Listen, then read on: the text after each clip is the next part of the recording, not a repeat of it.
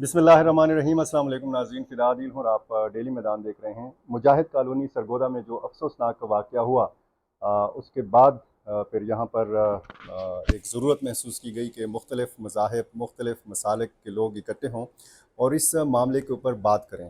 آج Peshawar press club میں ایک پریس کانفرنس ہوئی بین المذاہب اور بین المسالک ہم آہنگی کے حوالے سے۔ اس پریس کانفرنس کی قیادت کی چیف خطیب خیبر پختونخوا مولانا طیب قریشی صاحب نے۔ یہاں پر ہندو برادری کے ہارون سربدیال صاحب بھی موجود ہیں، bishop of Peshawar Humphrey Sarfraz Peter صاحب بھی موجود ہیں، ان سے ہم بات کریں گے۔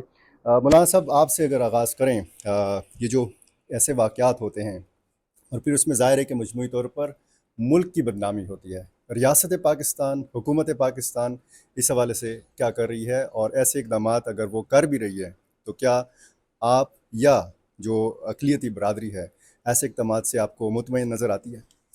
بسم اللہ الرحمن الرحیم۔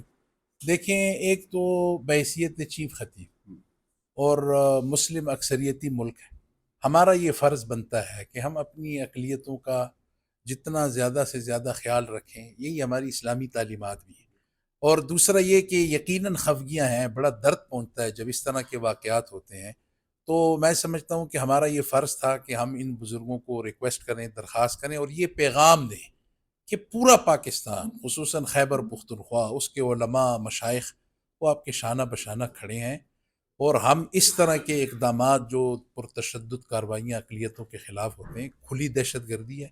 اور میں نے آج اپنی پریس کانفرنس میں یہ بھی مطالبہ کیا کہ ایسے لوگوں کو نشان عبرت بنایا جائے تاکہ پھر کسی کو جرت نہ ہو۔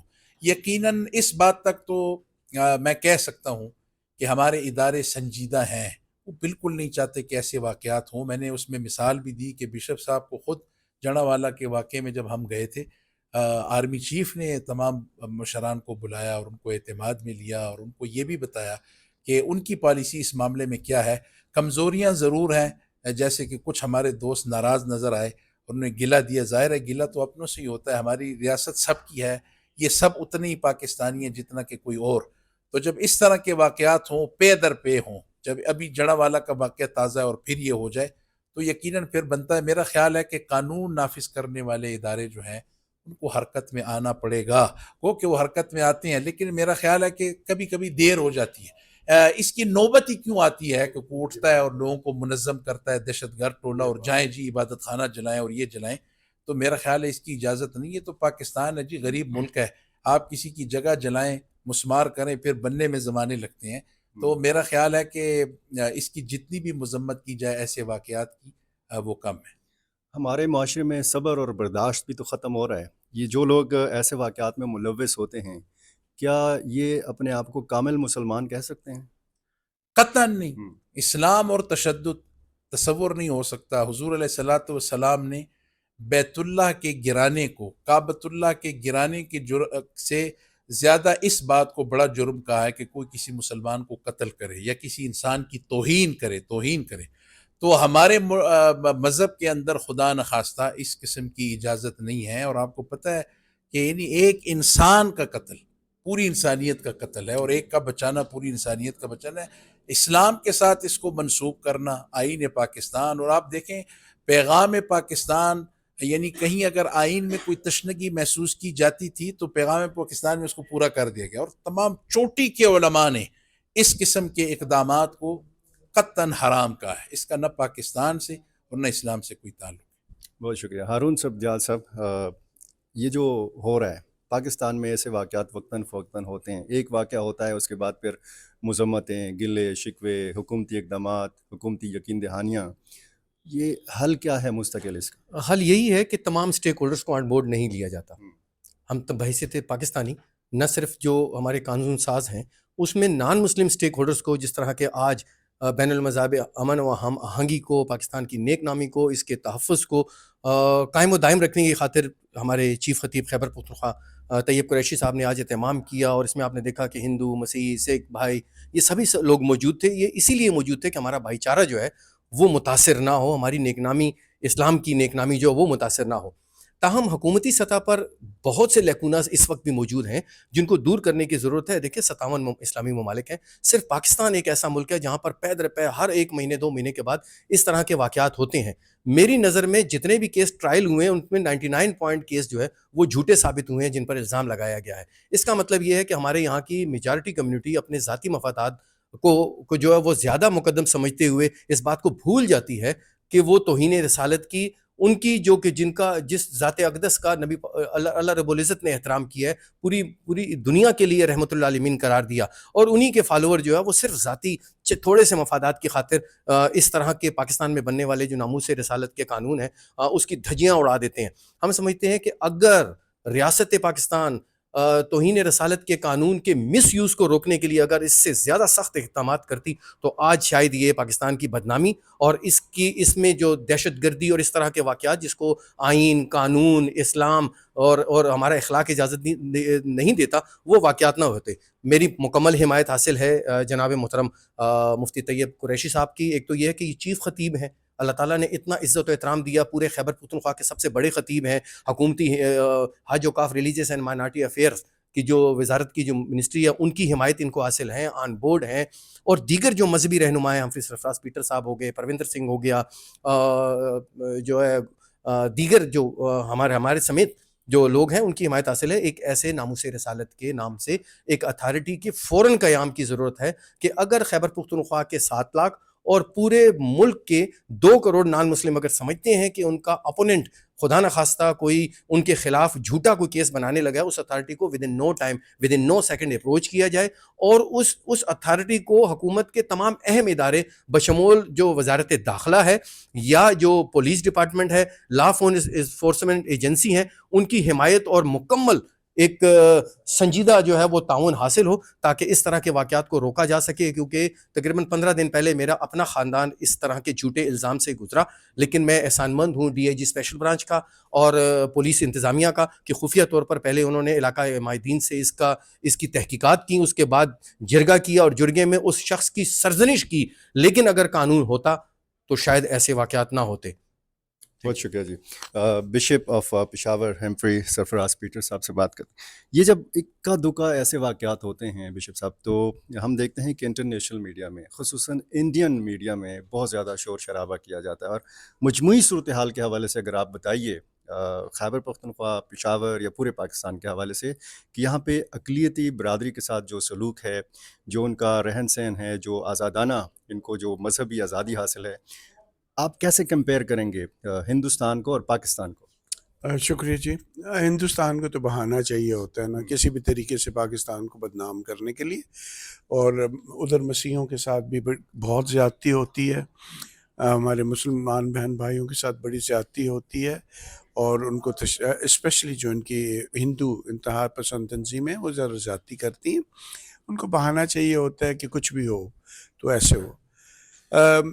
جیسے آج کا پتہ ہے آپ کو, مولانا صاحب نے, مولانا طیب قریشی صاحب نے, ہمارے چیف خطیب ہیں اور بڑے ہی درد رکھتے ہیں سبھی کے لیے, صرف اقلیتوں کے لیے نہیں بلکہ تمام مسالک کے لیے.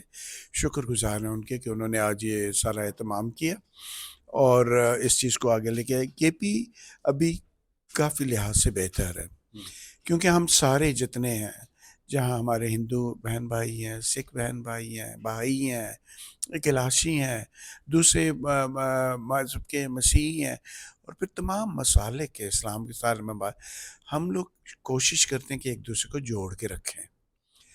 لیکن یہ پنجاب میں نہیں ہے, اور پنجاب میں یہ بہت زیادہ واقعات ہو رہے ہیں.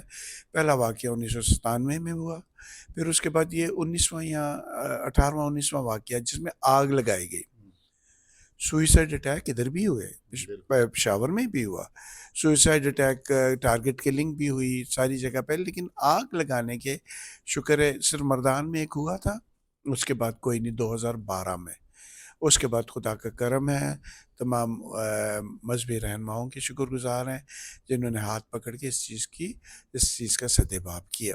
یہ جو عدم برداشت کا مظاہرہ کرتے ہیں یہ محدود لوگ ہوتے ہیں, اور اس کے بعد جیسے یہ افسوسناک واقعات پھر ہوتے ہیں تو پھر بہت سارے لوگ بلکہ پوری قوم آپ کے شانہ بشانہ کھڑی ہو جائے.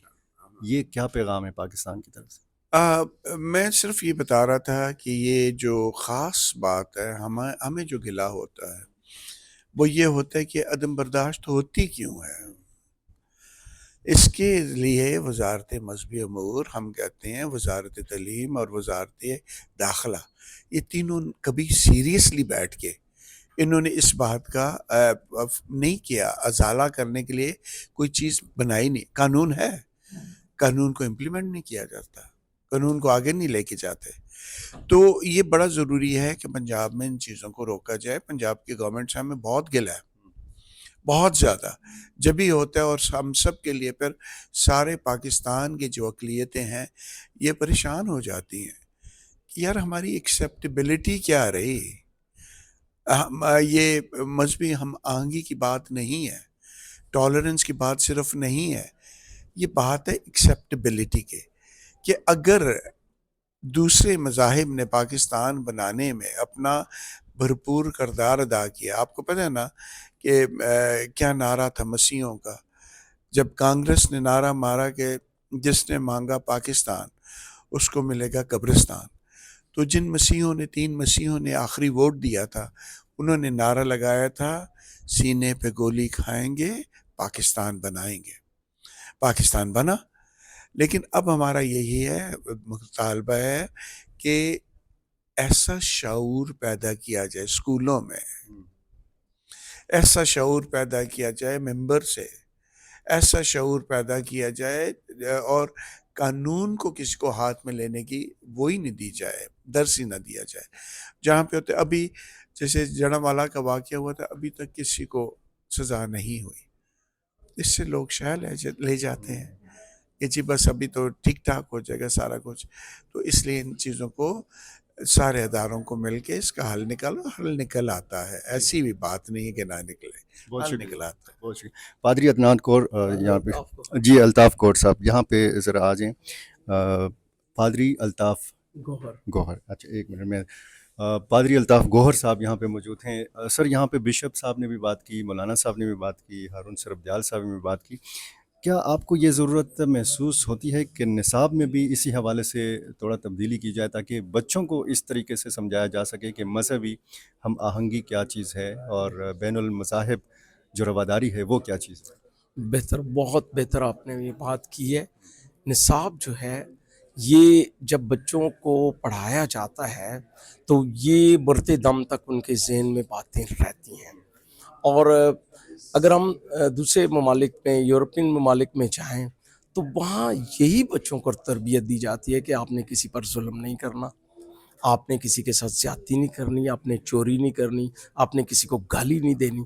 تو اگر یہ چیزیں برداشت کرنا، یہ جو ہے ٹالرنس جو ہے، یہ اگر ہمارے نصاب میں آ جائے تو پھر ہمارے بچے جو آئندہ نسل تیار ہوگی وہ بڑے پیارے بچے تیار ہوں گے. جی محبت والے بچے تیار ہوں گے، ایک دوسرے کو برداشت کرنے والے ہوں گے، ایک دوسرے کو قبول کرنے والے ہوں گے، ایکسیپٹ کرنے والے لوگ ہوں گے. اور اس سے معاشرہ ہمارا بڑا خوبصورت نظر آئے گا، جیسے آج سے 40-50 سال پہلے یہ ہمارا پاکستان بڑا خوبصورت پاکستان تھا. بہت شکریہ جی، بہت شکریہ، شکریہ.